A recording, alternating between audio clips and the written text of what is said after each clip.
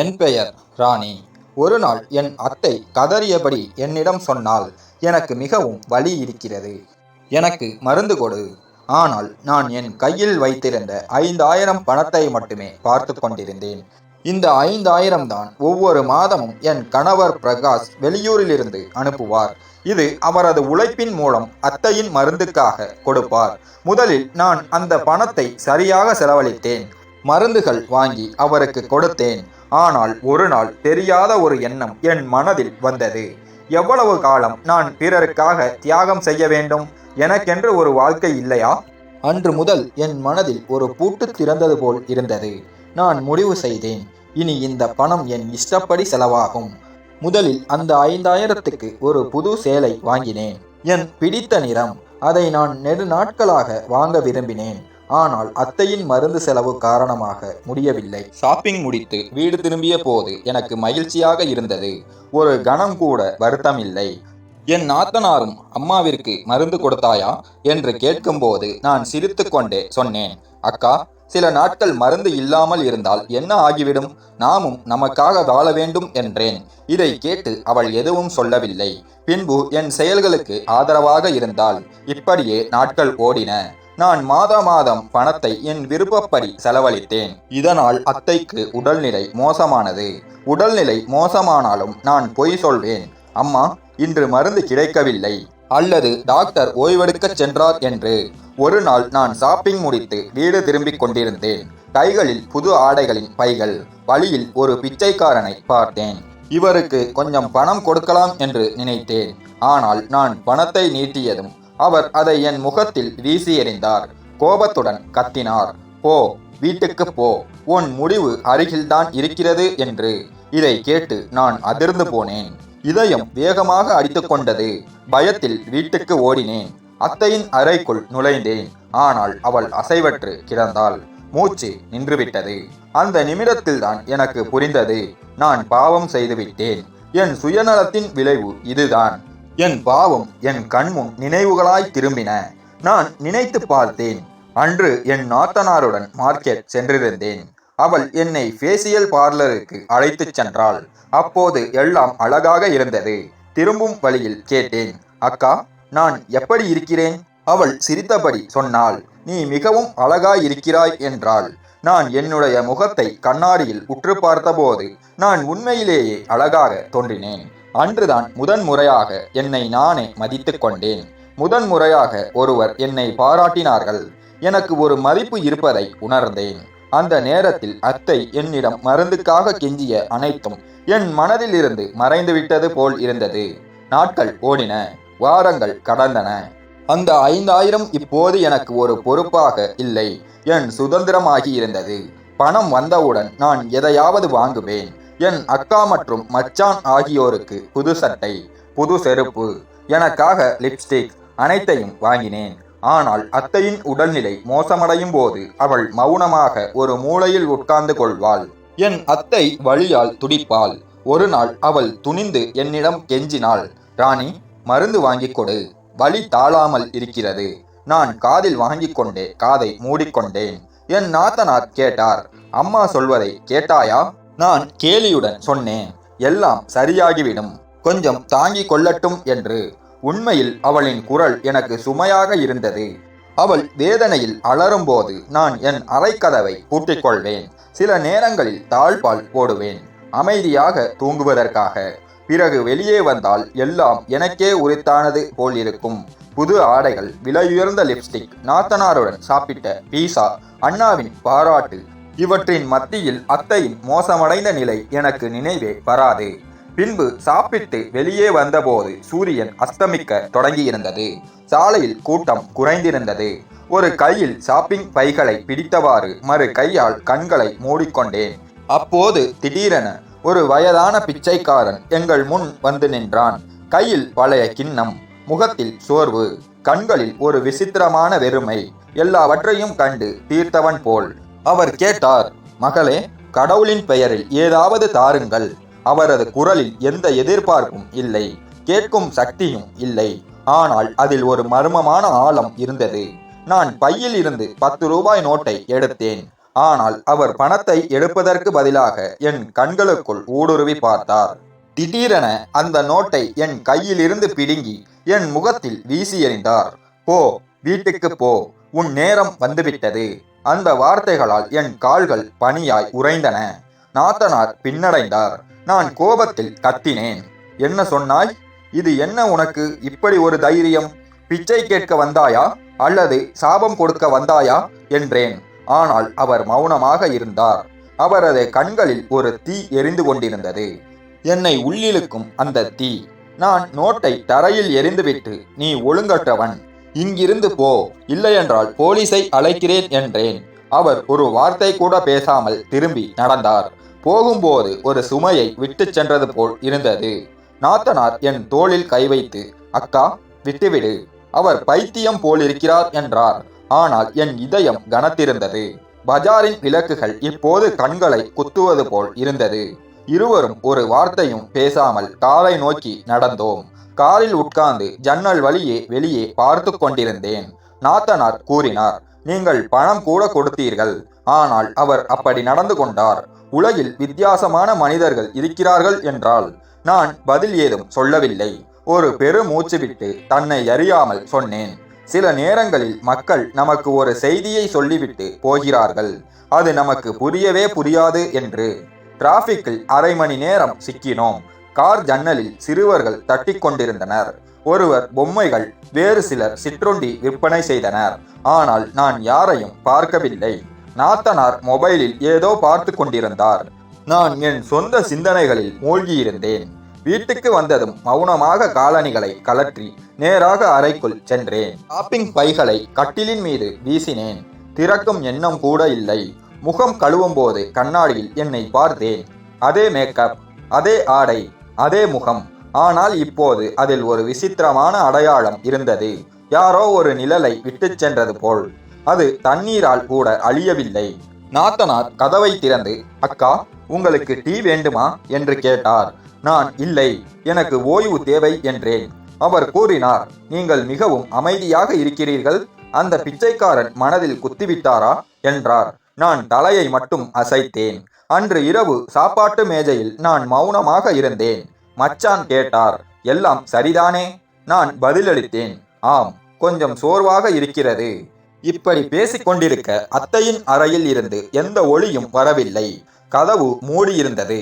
நாத்தனார் சொன்னார், இன்று முழு நாளும் அம்மா ஏதும் கேட்கவில்லை, மருந்தை பற்றி கூட கேள்வி எழுப்பவில்லை. நான் கவனக்குறைவாக பதிலளித்தேன், அவள் சோர்வாக இருப்பாள், நாளை காலையில் பார்க்கலாம் என்றே. அன்று இரவு தூக்கம் வரவில்லை.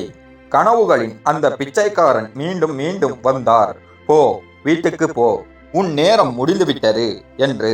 அந்த பிச்சைக்காரர் சில நேரங்களில் இருளில் நின்றார், சில நேரங்களில் அம்மாவின் அறையில் காணப்பட்டார். கனவில் அவர் தோன்றியதும் நான் உடனே எழுந்தேன். காலையில் விழித்த போது வியர்வையில் நனைந்திருந்தேன். சில நாட்கள் எல்லாம் சாதாரணமாக நடந்தது. ஆனால் என்னுள் ஒரு அமைதியின்மை குடிகொண்டிருந்தது. பஜாருக்கு செல்லும் போதெல்லாம் அந்த பிச்சைக்காரன் முகம் நினைவுக்கு வந்தது. எந்த பிச்சைக்காரனை பார்த்தாலும் இதயம் வேகமாக அடித்துக்கொள்ளும். நாத்தனாரிடம் கேட்டேன், அந்த பிச்சைக்காரனை முன்பு எங்காவது கண்டிருக்கிறாயா? அவர் சொன்னார், இல்லையக்கா, ஒருபோதும் காணவே இல்லை என்றாள். ஒரு நாள் அவரை தேடி அதே இடத்திற்கு சென்றேன். ஒவ்வொரு தெருவையும் சுற்றி பார்த்தேன். ஆனால் அவர் பூமியில் கரைந்து விட்டது போல் இருந்தது. அங்கு இருந்த மற்ற பிச்சைக்காரர்களிடம் கேட்டேன், ஒரு நீல தாடி கொண்ட வயதான பிச்சைக்காரர் இங்கு வருவாரா? ஒரு பெண் பதிலளித்தாள், இல்லையக்கா, இங்கு அப்படி யாரும் இல்லை. நான் மௌனமாக திரும்பினேன். ஆனால் ஒரு உணர்வு என்னை பிடித்திருந்தது. யாரோ ஒருவர் என் நிழலாக இணைந்து விட்டார் போல. ஒரு உரைக்கும் செய்தி, இன்னும் முழுமையாக வெளியாகாத ஒன்று. அப்போது எனக்கு தெரியாது, அவர் சொன்ன வார்த்தைகள் வெறும் எச்சரிக்கை அல்ல, ஒரு பெரிய கணக்கின் தொடக்கம் என்று. அன்று வீடு திரும்பிய போது ஒரு வித்தியாசமான அமைதி காத்திருந்தது. வழக்கமான சத்தங்கள் இல்லை. நாத்தனாரின் பேச்சு, அத்தையின் வேதனை ஒலிகள், மச்சானின் குரல், எல்லாமே ஒரே மௌனம். பையை சோபாவில் வைத்தேன். காலணிகளை கலற்றினேன். குடிநீர் எடுக்க சமையலறை நோக்கி நடந்தேன். ஆனால் அங்கேயே நின்றேன். சமையலறை வாசலில் மச்சான் நின்று கொண்டிருந்தார். முகம் வாடியது, கண்கள் கலங்கியிருந்தன. அவர் என்னை பார்த்தார். ஒரு வார்த்தை கூட இல்லை. என் இதயம் வெடித்தது. என்ன நடந்தது? ஏன் எல்லாம் இவ்வளவு அமைதியாக இருக்கிறது என்று கேட்டேன். அவர் கண்களை தாழ்த்தினார். உள்ளே போ, அம்மாவின் அறையில் என்று மட்டும் முணங்கினார். நான் விரைந்து சென்றேன். கதவை திறந்ததும் கண்களுக்கு நம்பிக்கை வரவில்லை. அத்தை படுக்கையில் அசைவற்று கிடந்தார். முகம் முற்றிலும் அமைதியாக இருந்தது. ஆனால் கண்கள் எப்போதும் போல மூடப்பட்டிருந்தது. அவரது பாதங்கள் அருகே என் கணவர் பிரகாஷ் உட்கார்ந்திருந்தார். தலை குனிந்து கண்ணீர் தொடர்ந்து வழிந்து கொண்டிருந்தது. அவர் எச்சரிக்கையின்றி பெங்களூருவிலிருந்து திரும்பியிருந்தார். இப்போது என் முன் ஒரு பிரேதமும் ஒரு மௌன குற்றச்சாட்டும் இருந்தன. தரையில் உறைந்து நின்றேன். இதயம் அடித்து கொண்டது. கணவர் தலையை உயர்த்தி என்னை பார்த்தார். கண்களில் கோபமில்லை, ஒரு உடைந்த மனிதனின் வெறுமை மட்டுமே. நீ வந்துவிட்டாயா என்றார். குரலில் ஒலித்தது ஒரு மனிதனின் முறிவு. இது எப்போது நடந்தது? நான் திடுக்கிட்டு நின்றபடி கேட்டேன். நேற்று இரவு, மருந்து இல்லாமல் தனியாக. அவர் இதுவரை மட்டுமே பேசினார். நான் பேசாமல் நின்றேன். நாத்தனார் உள்ளே வந்து அத்தையின் கைகளில் படுக்கை விரிப்பை சரி செய்தார். மச்சான் கண்களை தாழ்த்தினார். எல்லாம் நிலை கல்லாகி விட்டது போல் இருந்தது. கணவர் எழுந்து என் அருகே வந்தார். அவர் முகத்தில் கோபம் மட்டுமல்ல, ஒரு ஆழ்ந்த ஏமாற்றம். உள்ளூர உடைந்துவிட்ட ஒருவரின் வலி. ராணி, உன்னிடம் நேரம் இருந்தது, பணம் இருந்தது, எல்லாம் இருந்தது. ஆனால் ஒன்று மட்டும் இல்லை, மனசாட்சி என்றார். நான் ஏதோ சொல்ல முயன்றேன். ஆனால் நான் அசையவில்லை. ஒன்றும் சொல்லாதே என்று அவர் கையை உயர்த்தினார். எல்லாம் தெளிவாகிவிட்டது. எனக்கு விளக்கம் எதுவும் தேவையில்லை என்று கூறிவிட்டு அவர் அம்மாவின் பிரேதத்தருகே சென்று உட்கார்ந்திருந்தார். நான் குற்றவாளி போல நின்றேன். மச்சான் மெதுவாக சொன்னார், இறுதி சடங்கு ஏற்பாடுகள் முடிந்துவிட்டன. பொருட்கள் வரவழைக்கப்படுகின்றன. என் கணவர் தலையை மட்டும் அசைத்தார். நான் வெளியே வந்து மூலையில் உட்கார்ந்தேன். சிறிது நேரத்தில் நாத்தனார் வந்தார். அக்கா, தண்ணீர் குடிப்பீர்களா? நான் மறுக்க தலையசைத்தேன். அவர் மெல்ல கூறினார், நீங்கள் ஒரு முறையாவது அத்தையின் அறையில் பார்த்திருக்கலாம்.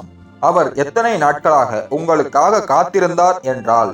மாலையில் இறுதி சடங்கு நடந்தபோது அருகில் உள்ள பெண்கள் அனைவரும் வந்துவிட்டனர். அனைவரும் அத்தையை பற்றி பாராட்டினர்.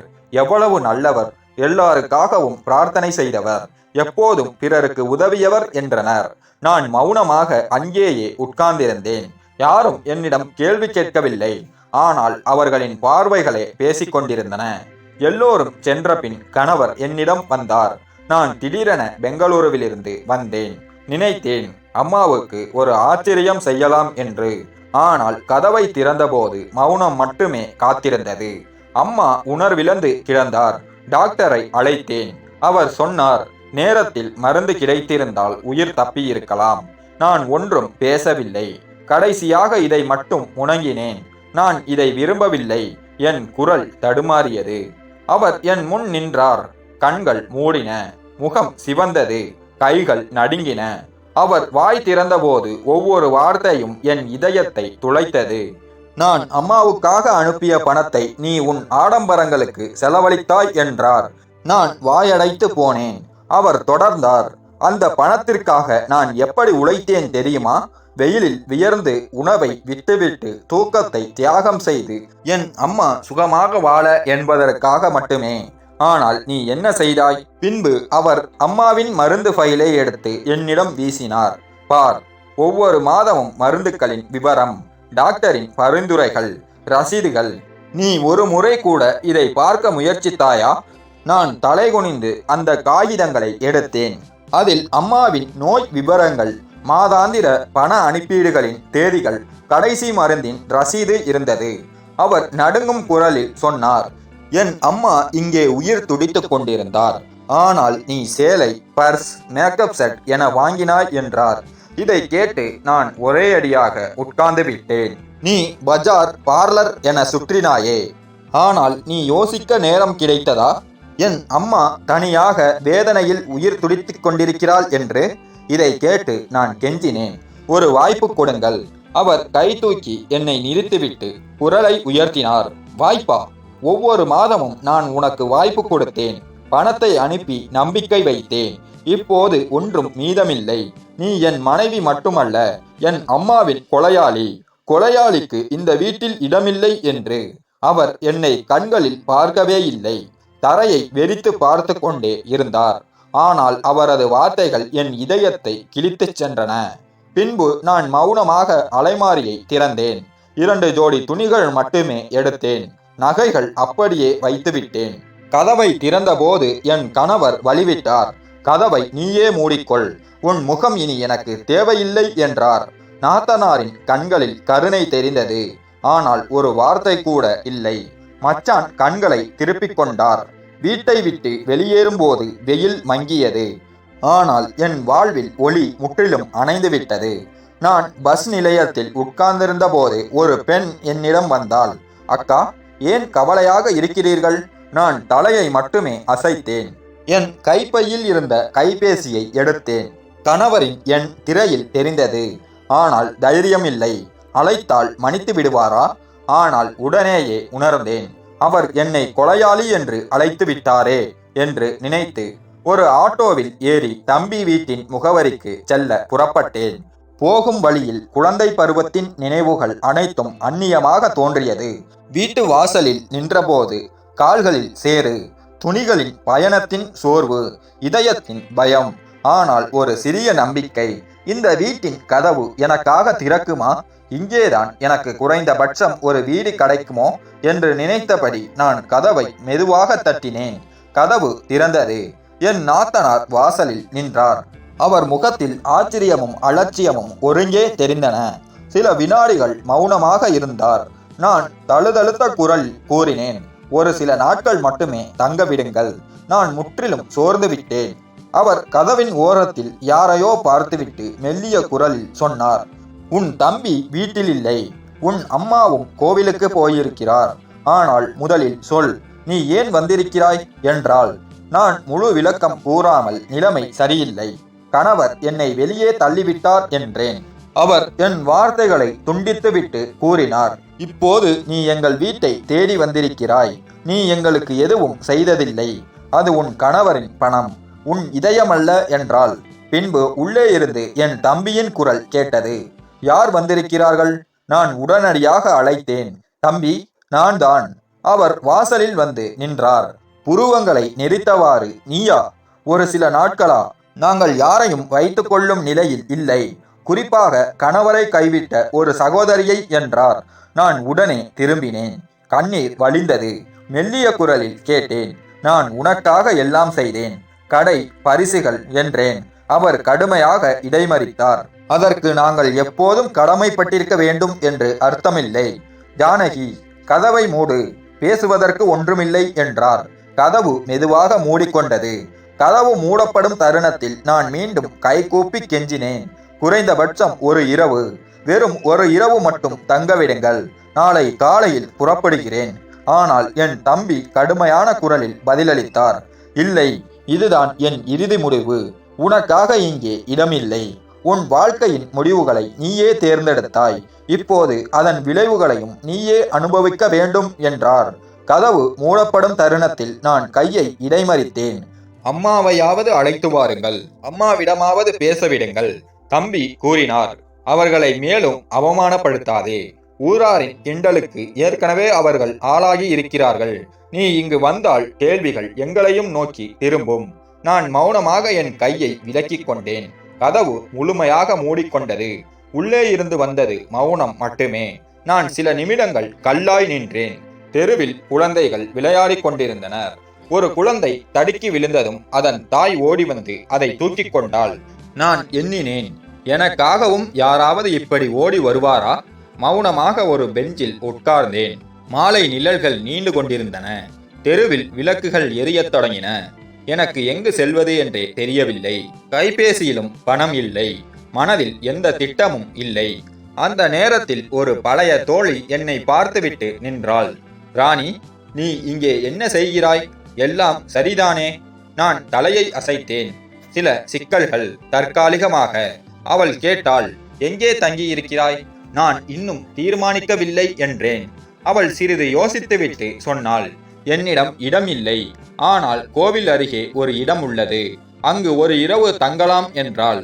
நான் நன்றி சொல்லிவிட்டு மீண்டும் தனிமையில் ஆழ்ந்தேன். குழந்தை பருவத்தின் தெருக்கள், அம்மாவின் வீடு, தம்பியின் சிரிப்பு எல்லாம் கண்முன் சுழன்றன. ஆனால் இப்போது அந்த கதவுகள் அனைத்தும் மூடப்பட்டு விட்டன. இம்முறை வீட்டு கதவுகள் மட்டுமல்ல, உறவுகளின் கதவுகளும். மௌனம் இப்போது அறையிலும் மட்டுமல்ல, என் ஆன்மாவிலும் பரவியிருந்தது. என் முதல் இரவு கோவில் வாசலில் கல் தளத்தில் கழிந்தது. யாரும் ஒரு போர்வை கூட தரவில்லை. வானத்தின் நட்சத்திரங்கள் மட்டுமே என் எலும்புகளுக்குள் இறங்கி நின்றன. மறுநாள் காலை கண்களில் தூக்கம் குறைவாகவும் வருத்தம் அதிகமாகவும் இருந்தது. சூரியன் உதிக்கும்போது வயிற்றில் வலி தொடங்கியது. கடந்த 20 மணி நேரத்தில் ஒரு ரொட்டி துண்டும் அரை கிளாஸ் தண்ணீரும் தான் கிடைத்திருந்தது. நகரம் இப்போது முற்றிலும் அந்நியமாக தோன்றியது. அதே தெருக்கள், அதே கட்டிடங்கள், நான் ஒரு காலத்தில் அன்போடு பார்த்தவை, நான் எட்டி பிடிக்க விரும்பிய உயரங்கள். நான் ரோடு ஓரத்தில் உட்கார்ந்திருந்த போது ஒரு பெண் என்னை ஏற இறங்க பார்த்தாள். நான் அங்கு உட்கார தகுதியற்றவள் போல். ஒருவேளை நான் மற்றவர்களுக்கு அளித்த அதே பார்வையாக இருக்கலாம். அருகிலுள்ள ஒரு ஹோட்டலில் வேலை செய்யும் ஒரு பெண் என்னை கேட்டாள், பாத்திரங்கள் கழுவாயா என்று. நான் எதுவும் பேசாமல் உடனே சம்மதித்தேன். தினசரி 150 ரூபாய் கிடைக்கும். எந்த கேள்விகளும் இல்லை, எந்த நிபந்தனைகளும் இல்லை. வெறும் தண்ணீர், சோப்பு மற்றும் கத்தும் குரல்களில் மூழ்கிய வேலை. மதிய நேரத்தில் நான் ஒரு காலத்தில் பெருமையுடன் சென்ற அந்த மாலை தூரத்திலிருந்து பார்த்தேன். அங்கு விலையுயர்ந்த ஆடைகளை அளவிட்டு புதிய லிப்ஸ்டிக்களை வாங்கிய நாட்கள். இன்றோ நான் அதே மாலின் வெளியே ஒரு மூலையில் உட்கார்ந்திருந்தேன். என்னிடம் அடுத்தவரிடம் காசு கேட்கும் தைரியம் இல்லை. கடவுளின் பெயரில் கொஞ்சம் தாருங்கள் என்று சொல்லவும் வெட்கமாயிருந்தது. என் நாக்கு வறண்டு போயிருந்தது. ஆனால் ஒரு இளைஞன் வாராமல் ஒரு நாணயம் எரிந்து சென்ற போது, இங்கு வாழ வேண்டுமென்றால் கண்களை அல்ல, கண்ணோட்டத்தை தாழ்த்த வேண்டும் என்று புரிந்து கொண்டேன். இங்கு உலகம் நிற்காது, முன்னேறும் என்று புரிந்து கொண்டேன். ஒரு நாள் ஒரு பெண் சில ரூபாய்களுடன் உணவு பொட்டினம் சேர்த்து கொடுத்தாள். நன்றி சொல்லிவிட்டு உட்கார்ந்து சாப்பிட்டேன். அப்போது பின்னிருந்து ஒரு பழக்கமான குரல், இதுதானா நீ விரும்பியது? திரும்பி பார்த்தேன். அதே பிச்சைக்காரர் சில அடி தூரத்தில் அமர்ந்திருந்தார். எனக்கு கோபமோ பதிலோ வரவில்லை. இப்போது என் வாயில் வார்த்தைகள் குறைந்து உண்மைகள் மிகுந்துவிட்டன. பஜாரில் சில கடைக்காரர்கள் சந்தேகத்துடன் பார்த்தார்கள், சிலர் இரக்கத்தோடு. ஆனால் காலம் செல்ல செல்ல எல்லாருடைய பார்வையும் ஒரே மாதிரியானது, அந்நியரும் சொந்தங்களும். நான் இப்போது வீடுகளில் சுத்தம் செய்ய தொடங்கினேன். ஒரு பெண் கேட்டாள், இதற்கு முன் இந்த வேலை செய்திருக்கிறாயா? இல்லை, ஆனால் செய்து விடுவேன் என்றேன். உன் பேச்சில் படித்தவள் போல் தெரிகிறது. என்ன நடந்தது? நான் காலம் மாறிவிட்டது என்று மட்டுமே பதிலளித்தேன். ஒரு நாள் ஒரு சிறுவன் வந்தான். நீங்கள் ஏன் இங்கே உட்கார்ந்திருக்கிறீர்கள்? நீங்கள் ஸ்கூல் டீச்சர் மாதிரி இருக்கிறீர்களே என்றான். நான் சிரிக்க முயன்றேன். கண்களில் நீர். மகனே, எல்லாம் மாறிவிடும். சில நேரம் நாமே மாறுவோம், சில நேரம் காலம் நம்மை மாற்றிவிடும் என்றேன். இரவுகள் இப்போது மிக கனமாக இருந்தன. பூங்காவில் ஒரு மூலையில் வீடற்ற பெண்களுக்கான குடிசைகள். ஒரு வயதான பெண் கேட்டாள், உன் பெயர் என்ன? பெயர் இப்போது எந்த பயனும் இல்லை, வெறும் ஒரு இடம் தேவை என்றேன். இங்கு எல்லோருக்கும் ஒரு கடந்த காலம் உண்டு, ஆனால் இப்போது நாம் வெறும் தற்சமயத்தில் வாழ்கிறோம் என்றாள். வாரங்கள் கடந்தன. உடல் வலுவிழந்தது. கைகளில் குமிழ்கள். கண்ணாடியில் பார்த்து முருவளித்த அந்த ஒளி இப்போது இல்லை. நாட்கள் துடைப்பத்துடன் கழிந்தன. ஹோட்டல் சுத்தம், கடை முன் துப்புரவு. ஒரு நாள் கடை முன் சுத்தம் செய்யும் போது ஒரு முகம் கடந்து சென்றது. இதயம் வேகமாக அடித்து கொண்டது. அது என் தம்பி. அவனை பார்த்ததும் கால்கள் நின்றன. குரல் தொண்டையில் அடைத்தது. தம்பி என்று மெல்லிய குரலில் அழைத்தேன். திரும்பி பார்த்தான். கண்கள் சில வினாடிகள் நின்றன. பிறகு ஏதும் கேட்காதவன் போல் நடந்தான். என் கையிலிருந்து துடைப்பம் விழுந்தது. அந்த காட்சி பலவற்றை சொல்லிவிட்டது. இப்போது நான் உண்மையில் தனியாகிவிட்டேன். உறவுகள், தொடர்புகள், நம்பிக்கைகள் அனைத்தும் தூரம் சென்றது. காலையில் வழக்கம் போல் பஜாரின் ஒரு மூலையில் உட்கார்ந்திருந்தேன்.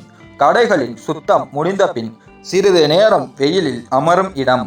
கைகளில் இப்போது சில நாட்களாக வேலைகளும் குறைந்துவிட்டன. கடைக்காரர்கள் பழைய முகங்களையே விரும்பினர். நான் அவர்களுக்கு புதியவள். என் முகம் இப்போது எளிமையாக இல்லாவிட்டாலும் முற்றிலும் சோர்வடைந்திருந்தது. ஒரு நாள் பஜார் ஓரத்தில் உட்கார்ந்திருந்தேன். மதிய நேரம். டிராபிக் சத்தம் ஓயவில்லை. மாலை வரை ஏதாவது கிடைத்தால் ஒரு ரொட்டி கிடைக்கும் என்று எண்ணிக்கொண்டிருந்தேன்.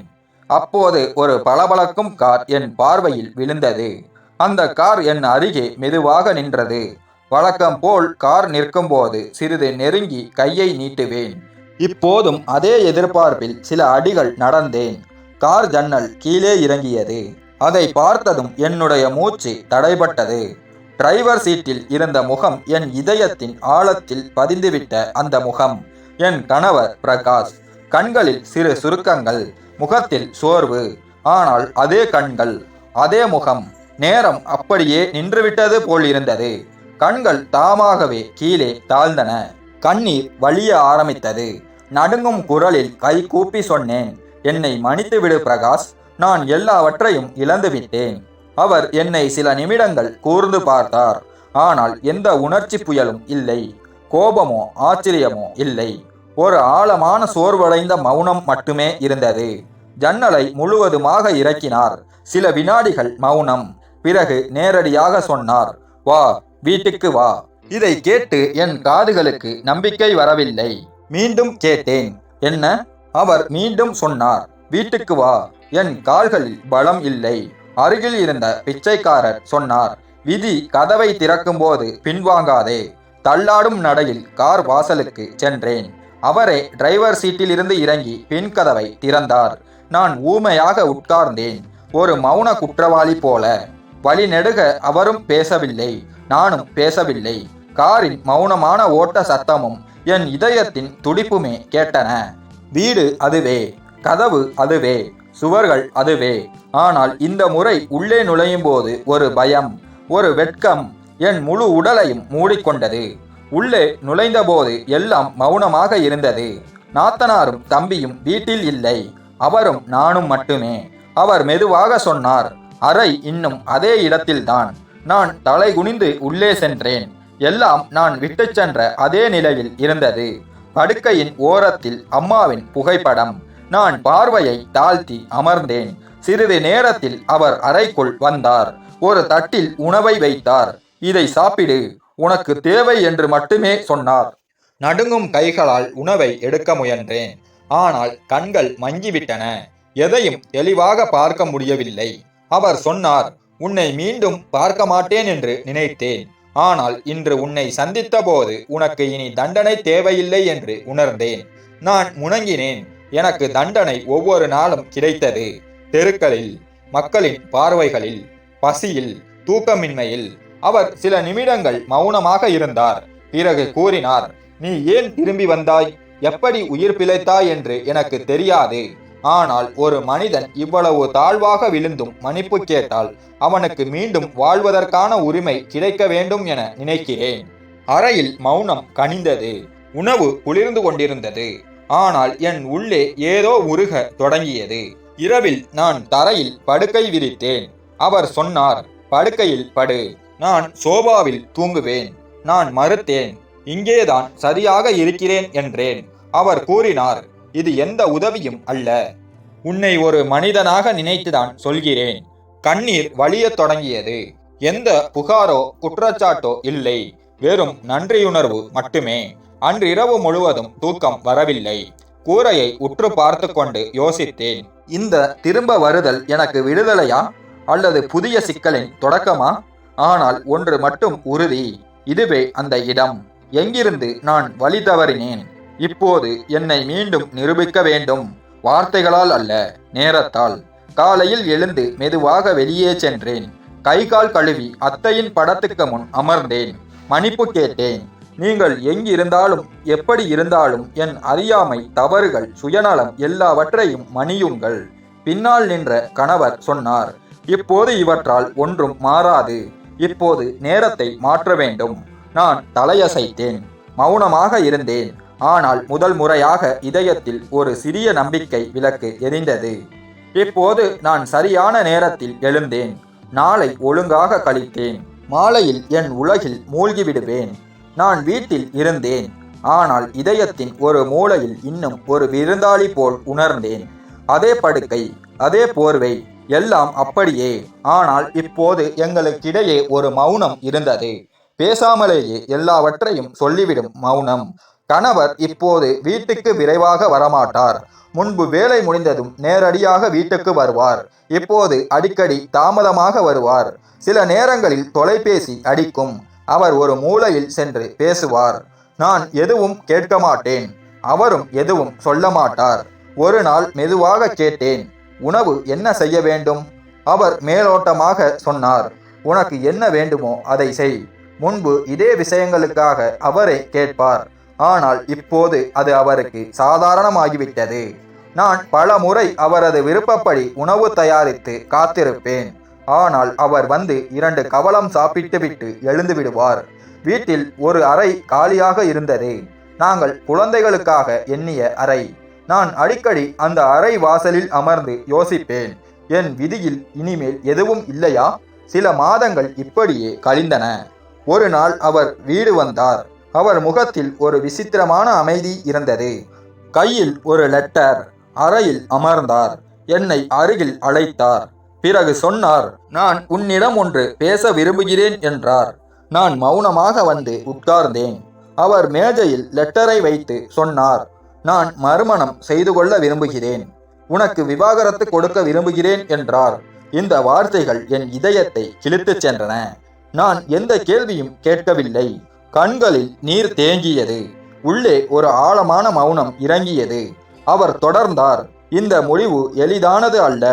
ஆனால் உனக்கு தெரியும், நமக்கு குழந்தைகள் இல்லை. நான் ஒரு தந்தையாக ஆக விரும்புகிறேன் என்றார். நான் தலையசைத்தேன். ஆனால் பேச முடியவில்லை. அவர் முதலில் முறையாக என்னை பார்த்து சொன்னார், உனது பங்குக்கு உனக்கு எது வேண்டுமானாலும் தருவேன் என்றார். ஆனால் நான் இப்போது என்ன கேட்பது? மெதுவாக சொன்னேன், ஒரு பெண்ணின் மடியில் குழந்தை இல்லாவிட்டால் சுவர்களும் பயனற்றவை ஆகிவிடும் என்றேன். அவர் கூறினார், நான் உன்னை வீட்டை விட்டு வெளியே தள்ளப் போவதில்லை. நீ இங்கேயே இரு. ஆனால் நம் உறவு முறிந்துவிட்டது என்றார். என் உள்ளே எல்லாம் உலர்ந்து போயிருந்தது. ஆனால் உடைந்து கொண்டிருக்கும் ஒலிகள் மட்டும் எனக்கு கேட்டன. அந்த இரவு முழுவதும் எனக்கு தூக்கம் வரவில்லை. மின்னும் நட்சத்திரங்களை பார்த்து கொண்டிருந்தேன். ஆனால் என் இதயத்தின் வலி இன்னும் ஆழமாகிவிட்டது. சில நாட்களுக்கு பிறகு அவரது புதிய மனைவி வீட்டுக்கு வந்தாள். தனி அறை, தனி பாத்திரங்கள், இப்போது தனி வாழ்க்கை. காலையில் தேநீர் தயாரிக்கும் போது 2 கப் வைப்பேன். ஒன்று அவருக்காக, ஒன்று எனக்காக. நாங்கள் இருவரும் பெண்கள். தேவையான பேச்சுக்களை மட்டுமே பேசுவோம். பின்னர் சில மாதங்களுக்கு பிறகு அவள் தாயாக போகிறாள் என்ற செய்தி வந்தது. அதை அவளே சொல்லவில்லை. பக்கத்து வீட்டிலிருந்து வந்த ஒரு அத்தை வந்து சொன்னாள், வாழ்த்துக்கள் அக்கா, இப்போது வீட்டில் நல்ல செய்தி. நான் தலையை அசைத்தேன். தேநீர் கரண்டியை கப்பில் மெதுவாக அடித்தேன். ஒளி வந்தது. ஆனால் நான் பேசவில்லை. அறைக்கு திரும்பி வந்தேன். என் கனவுகளால் நிரம்பியிருந்த அந்த குழந்தையின் அறையை பார்த்தேன். இப்போது அது வேறொருத்தியின் கைகளில் வளரப்போகிறது. ஒரு மாலை முகப்பறையில் உட்கார்ந்து துணிகளை சரி செய்து கொண்டிருந்தேன். உள்ளே குழந்தையின் அழுகுரல் கேட்டது. நான் விரைவாக எழுந்தேன். கதவு வரை சென்றேன். பிறகு தானாகவே திரும்பி வந்தேன். கதவு மூடியிருந்தது. உள்ளே சத்தம் ஒலித்துக் கொண்டிருந்தது. நான் கதவுக்கு பின்னால் நின்று குழந்தையை பார்க்க முயன்றேன். அதே நேரத்தில் என் கணவர் வெளியே வந்தார். என்னை கதவருகே பார்த்துவிட்டு நின்றார். உள்ளே போக வேண்டுமா என்று கேட்டார். நான் மறுத்தேன். அவள் ஒரு தாய், நான் வெறும் ஒரு பெண். என்னுடைய பங்கில் இப்போது காத்திருப்பது மட்டுமே உள்ளது என்றேன். அவர் சொன்னார், நீ விரும்பினால் குழந்தையை பார்க்கலாம். ஆனால் நான் மறுத்தேன். இல்லை, ஒவ்வொரு உறவும் இரத்தத்தால் கட்டப்படுகிறது. என் கைகள் காலியாக இருந்தால் எனக்கும் எந்த மதிப்பும் இல்லை என்றேன்.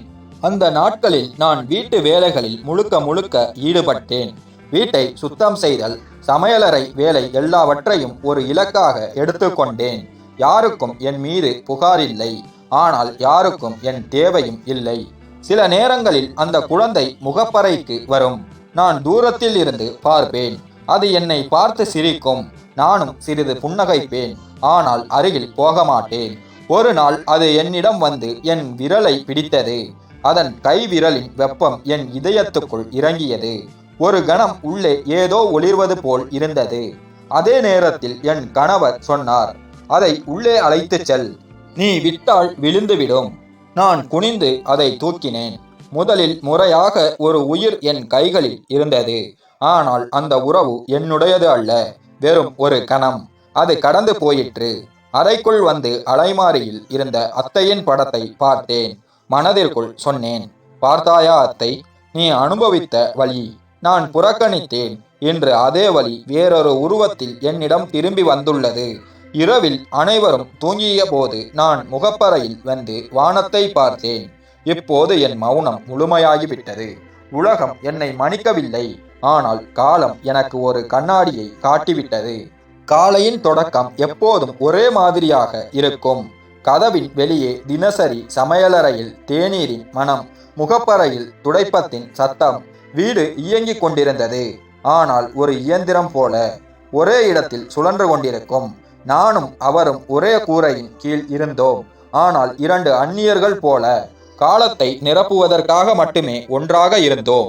அவர் காலை உணவை சாப்பிட்டு தினசரியை படித்து அலுவலக பேச்சுக்களை பேசி பிறகு அலுவலகம் செல்வார்.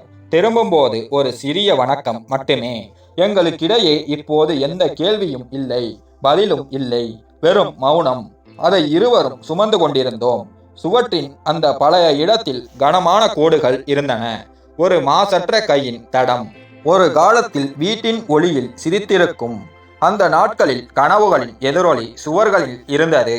நான் அங்கேயே உட்கார்ந்திருந்தேன். துடைப்பம் ஒரு பக்கமாக விழுந்துவிட்டது. பல ஆண்டுகளுக்கு பிறகு முதல் முறையாக அந்த கோடுகளை பார்த்தேன். ஒரு தாய் தன் குழந்தையின் வளர்ச்சி குறிகளை நினைவு கூர்வது போல. நான் பழைய பொம்மைகளை விரல்களால் தடவி கொண்டிருந்தேன். அந்த கோடுகளில் ஒன்று கூட என்னுடையது இல்லை. இதுவே மிகப்பெரிய உண்மையாக இருக்கலாம். வெளியே கார்களின் சத்தம் கேட்டது. டீக்கடையின் மணி, பால் வியாபாரியின் குரல், பள்ளி பேருந்தை நோக்கி ஓடும் குழந்தைகள் எல்லாம் முன்பு போலவே இருந்தன. ஆனால் என்னுடைய இருப்பு இவற்றிற்கிடையே இருந்தும் யாருக்கும் தெரியாது. அன்று நான் மிகவும் அமைதியாக இருந்தேன். அழ வேண்டும் என்று தோன்றவில்லை. யாரிடமும் எதுவும் சொல்ல வேண்டும் என்று இல்லை. ஒரு உண்மை மட்டும் என் மார்புக்குள் அமர்ந்து விட்டது.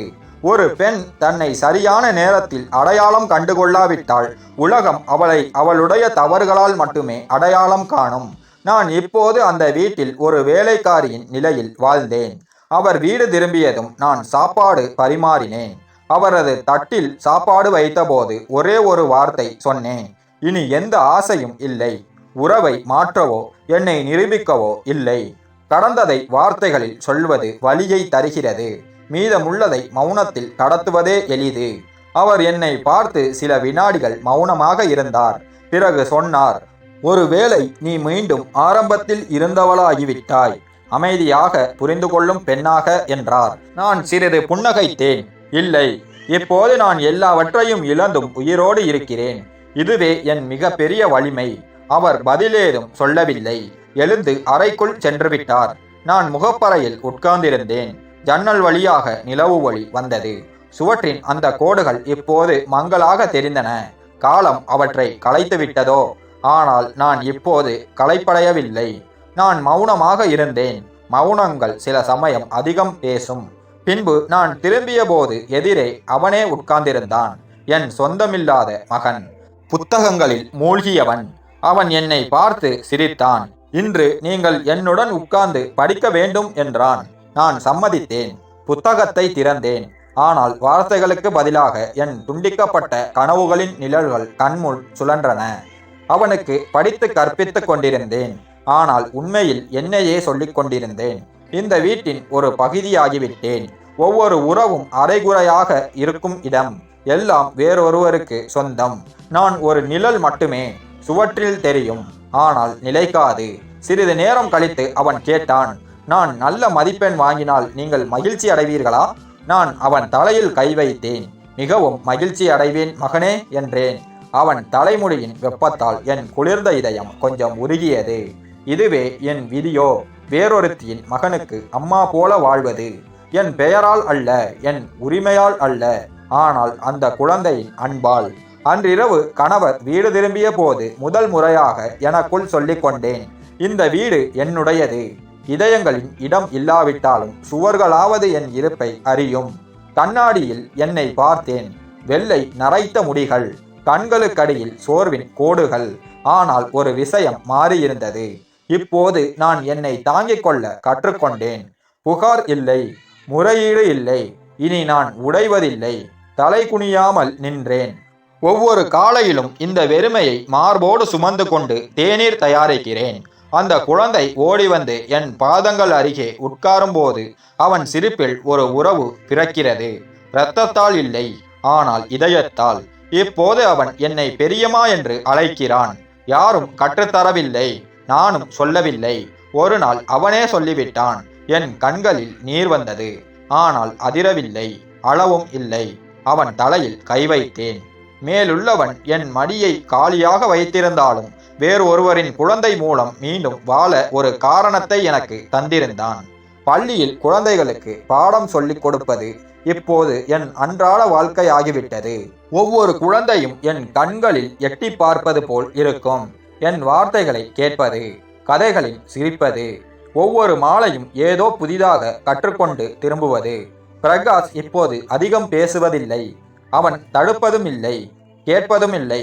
அவனுடைய மகன் என் அருகே அதிக நேரம் கழிக்க ஆரம்பித்தான். ஒருவேளை அவன் உணரத் தொடங்கிவிட்டான். என்னிடம் கதைகள் மட்டுமல்ல, ஒரு தாய்மை இருக்கிறது என்பதை. அது எந்த உரிமை கோராமல் அவனுக்காக ஒரு பிரார்த்தனையாக மாறுகிறது. ஒரு நாள் அவன் மடியில் தலையை வைத்து கேட்டான், பெரியம்மா, நான் பெரியவனாகிவிட்டால் நீங்கள் என் குடும்பத்துடன் வாழ விரும்புவீர்களா? நான் அவனுடைய மௌன கேள்வியை அவன் கண்களில் முத்தமிட்டு பதிலளித்தேன். உன் இதயத்தில் இடம் இருந்தால் நான் எப்போதும் உன்னுடன் இருப்பேன் மகனே. அன்றிரவு நான் நீண்ட நேரம் உறங்கவில்லை. முதல் முறையாக என் இருப்பு மீண்டும் ஒருவரின் பிரார்த்தனையில் சேர்ந்து விட்டது போல் உணர்ந்தேன். அன்று மாலை நான் தனியாக உட்கார்ந்து கண்ணாடியில் என்னை பார்த்தேன். எல்லாவற்றையும் இழந்த ஒரு பெண், சிலவற்றை மீண்டும் பெற்ற ஒரு பெண், இப்போது தன்னையே தாங்கிக் கொண்டு வாழும் ஒரு பெண். நான் இனி யாருடைய சகோதரியும் அல்ல, யாருடைய மனைவியும் அல்ல, யாருடைய தாயும் இல்லை. நான் வெறும் மனிதன் என்பதை புரிந்து கொண்டவள். அன்றிரவு அத்தையின் பழைய புகைப்படத்துக்கு முன் ஒரு விளக்கேற்றினேன். மெதுவாக முணுமுணுத்தேன். யாரிடமும் எந்த கோபமும் இல்லை. போனது போயிற்று, தாங்கியது என்னுடையது. நான் இப்போது எனக்காகவே வாழ்கிறேன். பின்னர் என் கைகளை உயர்த்தி முதல் முறையாக எனக்காக பிரார்த்தித்தேன். இப்போது என் கதை ஒரு பாடம். என் மௌனம் ஒரு பாரம் அல்ல, ஒரு ஆசிர்வாதம். என் வாழ்க்கை யாருடைய நிழலிலும் அல்ல, என் சொந்த முடிவு. நான் உடைந்து போனாலும் மீண்டும் ஒன்றாகி இருந்தேன். இப்போது யாராவது நீங்கள் யார் என்று கேட்டால் நான் சொல்வேன், நான் வாழ்க்கையிடம் தோற்க மறுத்தவள், அதை புரிந்து கொள்ள கற்றவள். அந்த இரவு நான் எனது பாவங்களை ஒரு கடிதமாக எழுதினேன். சோதனையில் மகனை எனது மார்போடு அணைத்து கொண்டு கதைகள் சொன்னேன். அந்த நிமிடத்தில் ஒரு பெரிய சுவர் இடிந்தது. வெறுப்பின் சுவர், துன்பத்தால் கட்டப்பட்ட சுவர். நான் இனி ஒரு கதாபாத்திரம் மட்டுமல்ல, ஒரு உதாரணம். பாவங்களுக்கு அஞ்சி ஆனால் அவற்றை ஒப்புக்கொள்ளாதவர்களுக்கு, தங்களோடு போராடி ஆனால் வழியில் விழாதவர்களுக்கு, உறவுகளின் கூட்டத்தில் தனியாகி ஆனால் நம்பிக்கையை விடாதவர்களுக்கு. அன்று கண்ணீர் இல்லை, குற்றச்சாட்டுகள் இல்லை, மன அமைதி மட்டுமே இருந்தது. வறண்ட நிலத்தில் முதல் மழைத்துளிகள் விழுவது போல. இது கதையின் முடிவு மட்டுமல்ல, ஒரு புதிய கதையின் தொடக்கமாகும். இத்துடன் இந்த கதை முடிந்தது.